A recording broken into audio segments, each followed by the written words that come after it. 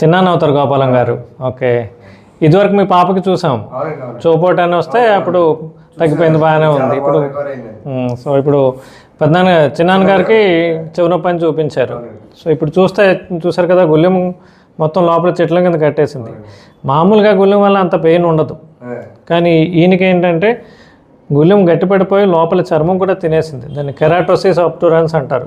ఇప్పుడు మనం తీసిన తర్వాత చూసారు కదా, ఆ బ్లాక్గా ఉన్నది నల్లగా ఉన్నదేమో గుళ్ళెము, వైట్గా ఉన్నదేమో స్కిన్ అరిగిపోయి ఉన్నదనమాట.